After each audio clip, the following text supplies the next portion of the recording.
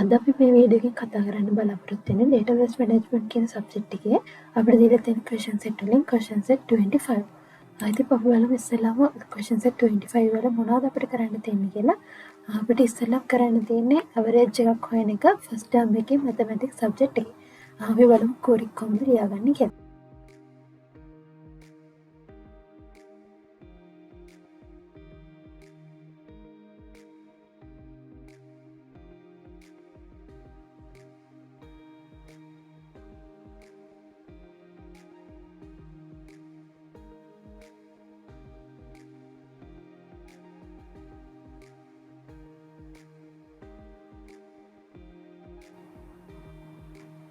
අපි දැන් මේක එක්සිකියුට් කරගෙන බලමු. එක්සිකියුට් කරාට පස්සේ ඔයාලට පේනවා average mark එක මේ විදිහට ඇවිල්ලා තියෙනවා. අපි බලමු ඊළඟ requirement එක මොකක්ද කියලා. ඒකෙත් අපිට average mark එක තමයි හොයන්න තියෙන්නේ second term එකේ සිංහල subject එක. ඉතින් මේකෙත් query එක අපි බලමු කොහොමද එන්නේ කියලා. අර කලින් අපි ලියාගත්ත query එකම තමයි subject එක සහ term එක විතරයි වෙනස් වෙන්නේ.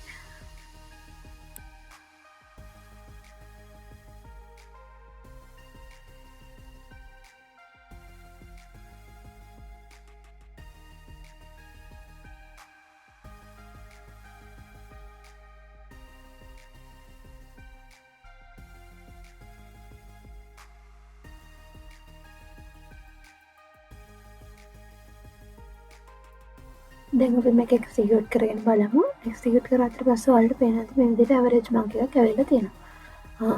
අපි දැන් ඊළඟ requirement එක බලමු. ඒකෙත් අපිට average mark එකක් තමයි ගන්න තියෙන්නේ.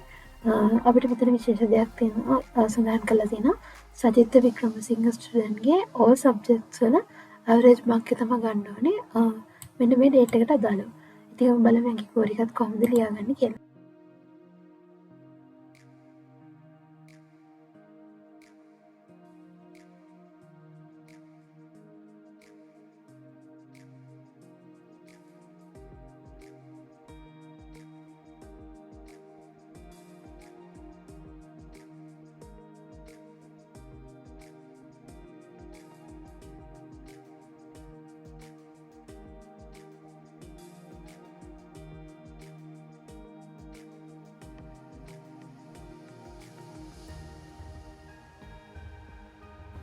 අපි දැන් මේකත් එක්සිකියුට් කරගෙන බලමු.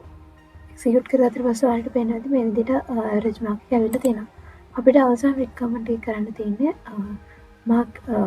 marks හොයන්න තියෙන all students ලගේ class 11A එකේ first term එකේ marks. ඉතින් මේක arrange කරන්න තියෙන ascending order එකට. අපි බලමු කොහොමද කරගන්නේ කියලා. මේකද අපිට keyword එකක් පාවිච්චි වෙනවා order by ascending order එකනේ හදන්න තියෙන්නේ. සහ මේකට අපිට class කියන table එක join කරන්න වෙනවා. අපිට කලින් queries වලදී class join කරන්න ඕනේ නැහැ. මේක join කරන්න වෙනවා. බලමු කොහොමද කරගන්නේ කියලා.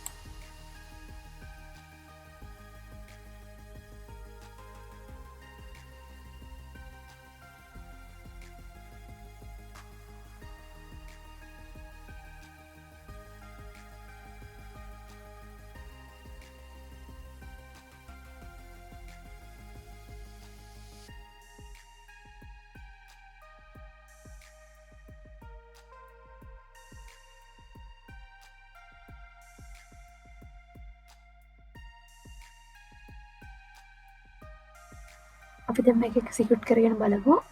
අපිට error message එකක් ආවා. හරි අපි මෙතන and එකක් අවශ්‍ය වෙන්නේ නැහැ. ඒක තමයි error එක.